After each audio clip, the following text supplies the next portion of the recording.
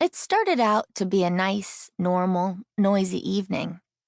It was Saturday, and we were waiting for Daddy to come home for dinner. Usually he's home early Saturday, but this day he had a maternity case, and babies don't wait for office hours. Uncle Douglas was up for the weekend.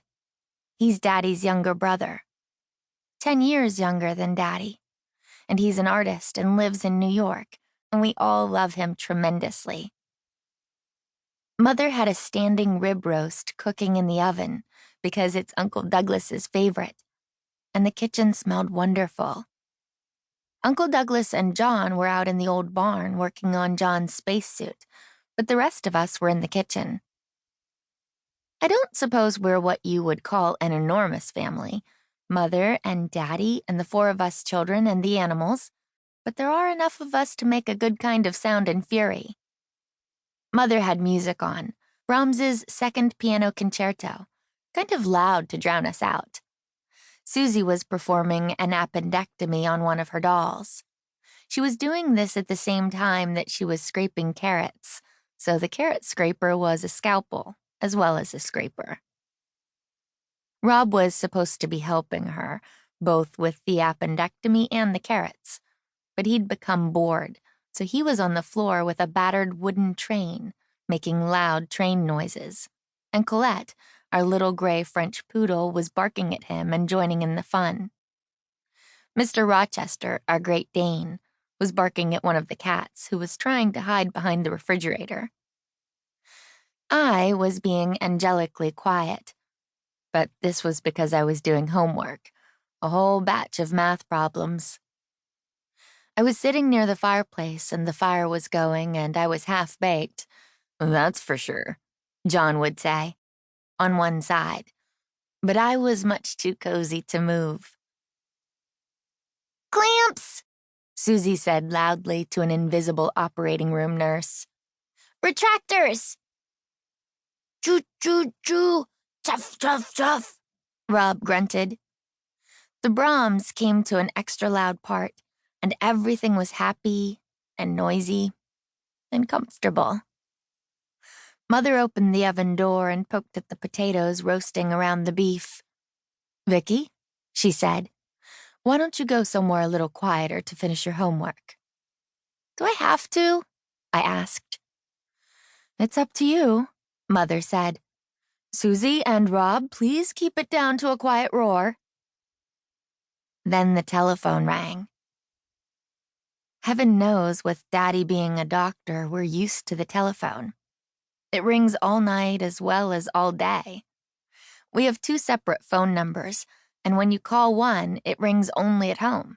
And when you call the other, it rings both in Daddy's office and at home.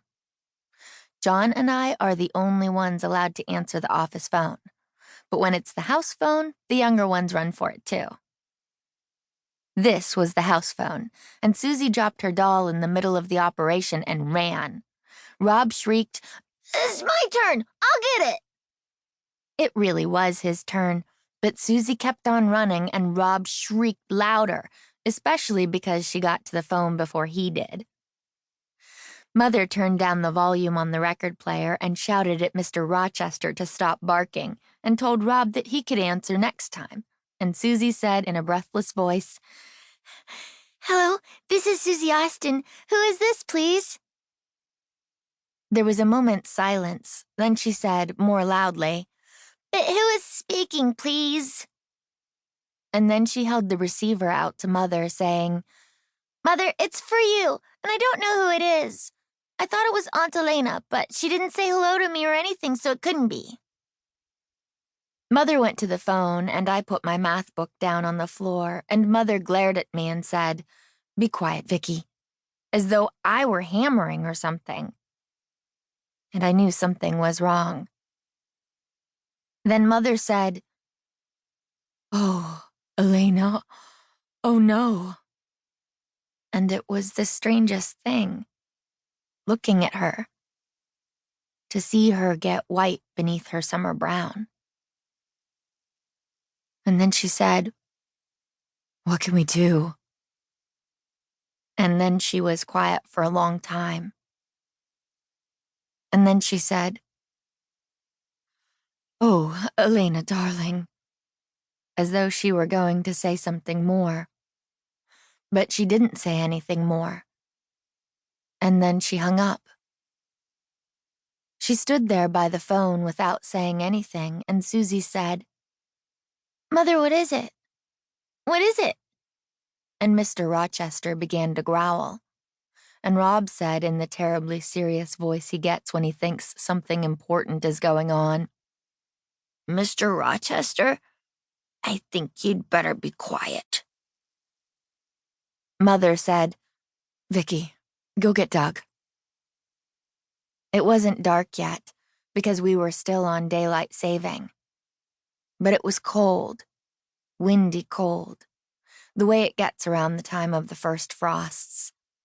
And I ran across the brittle grass to the barn, shivering. I wasn't sure whether I was shivering because I was cold or because something awful had happened.